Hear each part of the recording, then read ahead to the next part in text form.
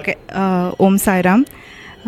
First of all ಈ ಮಾತಾಡೋಕ್ಕೆ ಅದೃಷ್ಟ ಸಿಕ್ಕಿರೋದೇ ಒಂದು ದೊಡ್ಡ ಪುಣ್ಯ ಅನ್ಕೋತೀನಿ ನಾನು. ಈ ವಿಜಯನಗರದಲ್ಲಿ ಬಾಬಾನ ಪೂಜೆ ಹೇಗೆ ನೆರವೇರುತ್ತಲ್ಲ ಆ ಥರ ನಾನೆಲ್ಲೂ ನೋಡಲಿಲ್ಲ.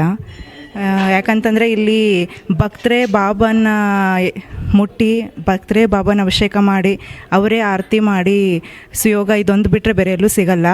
ನಾನು ಐ ಥಿಂಕ್ ಒಂದು 5-6 ವರ್ಷದಿಂದ ಈ ಬಾಬಾ ವಿಜಯನಗರದಿರೋ ಬಾಬಾ ಗುಡಿಗೆ ಬರ್ತಿದ್ದೀನಿ.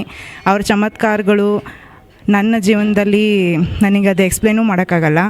ಸೊ ಹೇಳ್ತಾ ಹೋದರೆ ನಿಜವಾಗ್ಲೂ ಕಣ್ಣಲ್ಲಿ ನೀರು ಬರುತ್ತೆ ನನಗೆ. ಸೊ ಇವತ್ತು ಎಸ್ಪೆಷಲಿ ಇವತ್ತು ಗುರುಪೂರ್ಣಿಮಾ ದಿನ ಬೆಳಗ್ಗೆ 4:15 ಕಾಕಡ ಆರತಿ ಆಗುತ್ತೆ. ಅದಾದಮೇಲೆ ದೊಡ್ಡ ಬಾಬಾರಿಗೆ ಅಭಿಷೇಕ ಆಗುತ್ತೆ.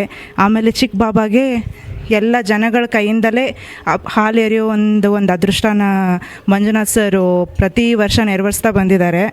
ಆಮೇಲೆ ಅದಾದಮೇಲೆ 3 ಹೊತ್ತೂ ಅನ್ನ ಸಂತರ್ಪಣೆ ಇರುತ್ತೆ.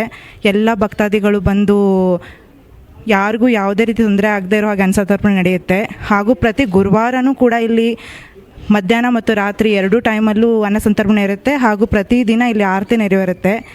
ಏನೋ ಒಂದು ಗೊತ್ತಿಲ್ಲ, ಈ ಬಾಬಾ ಈ ಟೆಂಪಲಲ್ಲಿ ಬಾಬಾ ಆಗೋ ಥರ ಚಮತ್ಕಾರ ಎಲ್ಲೂ ನಾನು ನೋಡಲಿಲ್ಲ. ಯಾಕಂದರೆ ನಾನು ವೈಟ್ ಫೀಲ್ಡಿಂದ ಬಂದಿರೋದು.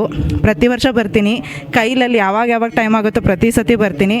ಅದು ನಾನು ಬರ್ತೀನಿ ಅನ್ನೋದಕ್ಕಿಂತ ಅವರು ಪ್ರತಿ ಸತಿ ಕರೆಸ್ಕೋತಾರೆ. ಸೊ ಇಷ್ಟು ಹೇಳೋಕ್ಕೆ ಇಷ್ಟಪಡ್ತೀನಿ. ಥ್ಯಾಂಕ್ ಯು ಮಂಜುನಾಥ್ ಸರ್, ಎಲ್ಲ ಏನೋ ತೊಂದರೆ ಆಗ್ದೇ ಎಲ್ಲ ನಡ್ಸ್ಕೊಂಡು ಹೋಗ್ತಾ ಇರೋದಕ್ಕೆ. And Om Sairam. I love you Baba.